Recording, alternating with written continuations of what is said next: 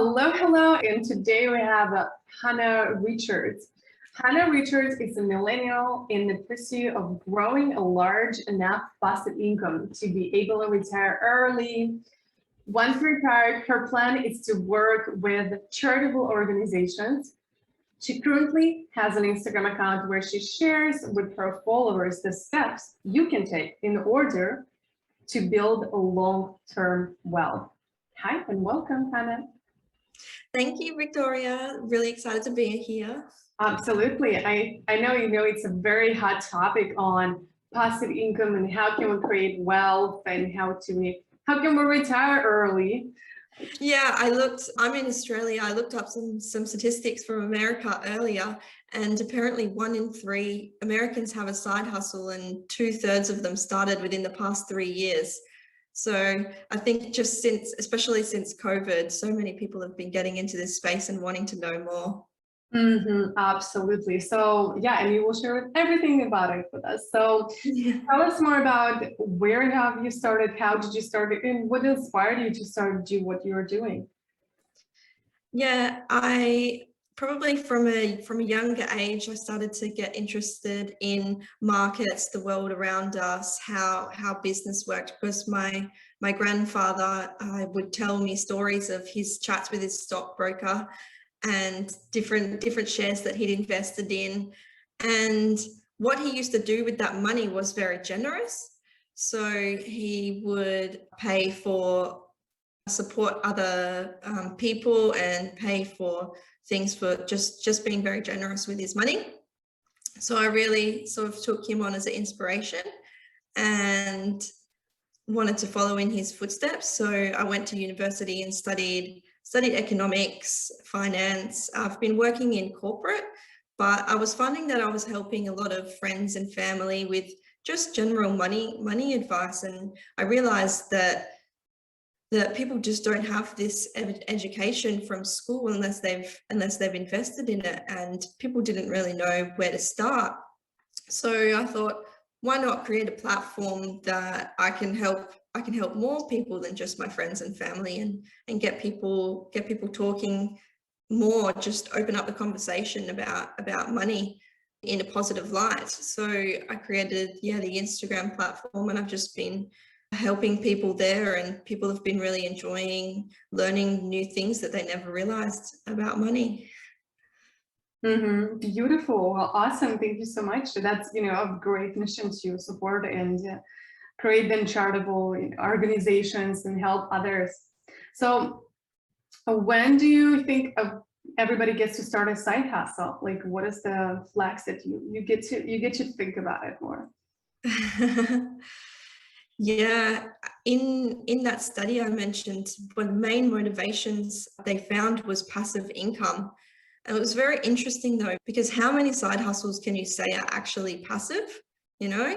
Even selling on Etsy, after you got customer service, you've got to check your SEO, keep up with competitors, add new listings. Like, it's just not always passive. So it's interesting, if so many people are starting side hustles for passive income, maybe you can flip that on its head and think about, well, maybe instead, if you spend your time trying to get a promotion at work or find a second job where you can earn more money, then maybe investing can create you more passive income. It's like true passive income. It's capital growth, it's dividends.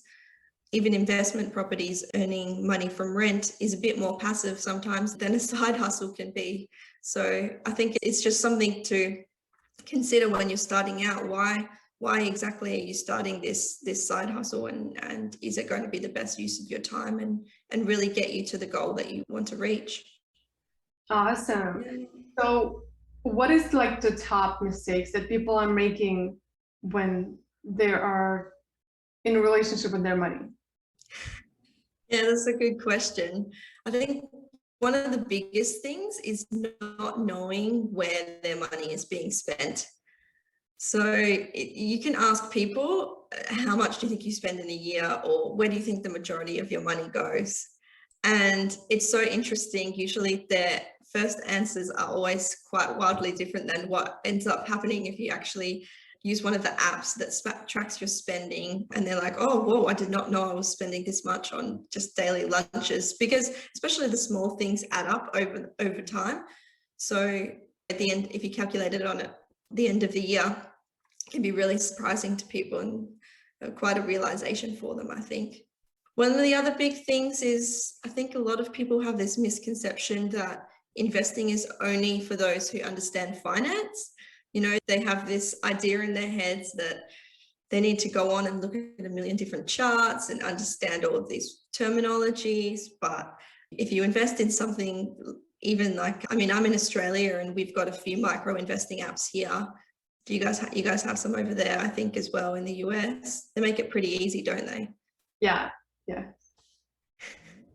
And I know over here, one of the other biggest issues is the credit card. So people think they need a credit card, and there's all these advertising from buy now, pay later. They think that's just the norm, that's how it works. But in reality, there's so many other ways that you can manage your money and how you spend. Yeah. So don't get to the trick buy now, pay later. Yeah. That's basically the next question. What is the advice? What is your top number one advice? Question everything you know about money. Mostly because where most people have learned it from is from their parents or from advertising like buy now, pay later. Everything else people have learned in school, you know, they've got a base level of understanding of most of the things in the world around them, but money, yeah, they don't teach it in schools over in Australia, assuming they don't do it in the US either. Not sure, but yeah, just question everything would be my number one tip. Love it. Thank you so much. Thank you so much for sharing the knowledge. And I think, I had another interview also with a guest, and he also mentioned that a lot of things we are learning, like we're listening to our parents, but everything has changed since then. You get to step up and go with the time that we are right now. Yeah, you're working with, you are millennials, and I guess lots of millennials comes to you as well. It's just so different. So yeah, do question everything. I love that. Question everything you know about money. Yep, that's it. So thank you so much. And where our audience, I know you have an amazing gift for us, and where our audience can find you. Yeah, you can find me at my Instagram, money_buddy. And I'm happy to offer a money coaching session today if someone DMs me. Awesome. So DM Hannah for a free advice on free coaching. Yeah, that's it. Awesome. And if you're watching or listening to this episode, everything is going to be in the show notes below. Just scroll it. There's going to be a link to our page where you can go, and there is going to be all information and links that we mentioned today. Thank you so much for watching, and keep learning every day. I'll see you in the next episode. Bye.